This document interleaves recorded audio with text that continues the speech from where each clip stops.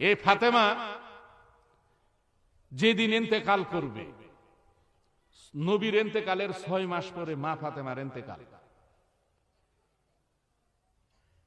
এই 6 মাস ফাতেমা ঘর থেকে আর বাহির হন নাই। নবীর ইন্তেকালের পরে ঘরের সামনে উঠানে পর্যন্ত যান নাই।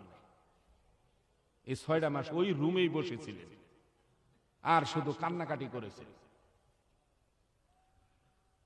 যেই দিন মা ফাতেমা ইন্তেকাল করবেন তার আগের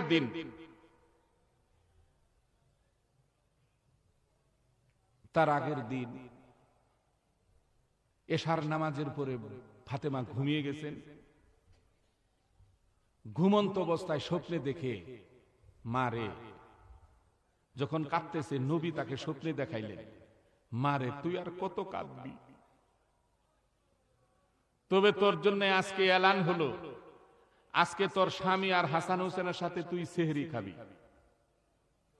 কালকে রোজা রাখবি, ইফতার করবি আমি রসুলের সাথে, সেহরি খাবি স্বামী সন্তানের সাথে, ইফতার করবি আমার সাথে। এতে আর বুঝার বাকি। এইবার ফাতেমা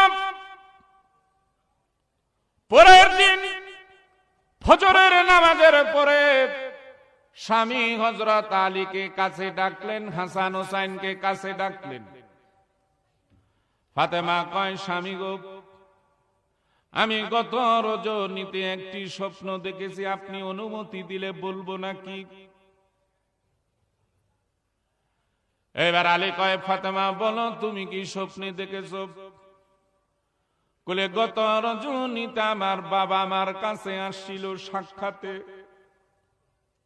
আমাকে বলেছে, মারে তুই আর কত কাঁদবি, আমার সয় না, আজকে রাত্রি তুই সেহরি খাবি তোর স্বামী সন্তানের সাথে, ইফতার করবি তুই আমি রসুলের সাথে। এই কথা বলার সাথে সাথে হযরত আলী চোখের কোনা পানি এসে গেল। ফাতেমা গো আর বলো না, আমার বুঝে এসেছে, তুমি বুঝি আমাদের তিন করে চলে যাবে।